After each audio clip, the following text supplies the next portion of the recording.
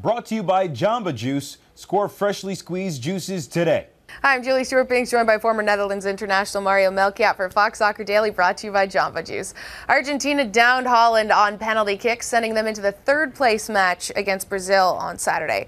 Now, Mario, that was such a tough loss for your team, but they really weren't able to get their offense going. What happened to them in this game?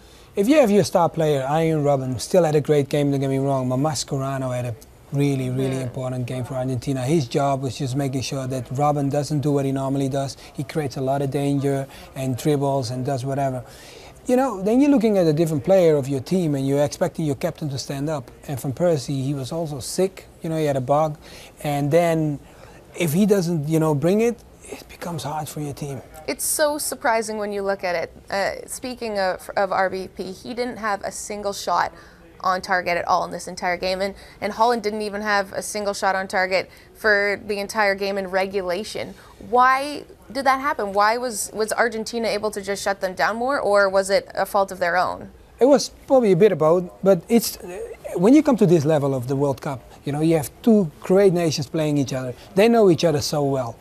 So it's always going to be like, who's going to make that wrong move? Who's going to do something first? Whatever, you know. So they're always playing like a little of a chess game, kind of. And for a spectator to watch a game like that, you want goals.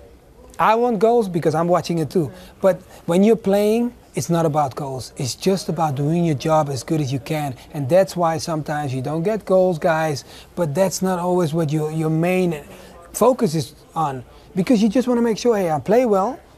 And my team doesn't concede, and they both did a great defensive job, but didn't score a goal. Now, Ron Vlaar, he was arguably Holland's best player the entire game. How does he bounce back from this disappointment? Yeah, of course, when you miss a penalty, it's always difficult. But, you know, penalties is something unique. I wasn't great at it, but when you get there, there's nobody can help you. It's like playing golf, you know, you're just on your own and you just have to single out and say like, hey, it's just me and the ball alone. And that's how you have to really walk to it and just zoom out, cut out every noise and whatever. It's very difficult, but try to be alone with the ball and just look at the goal and pick your spot. And that's the most hardest part in soccer.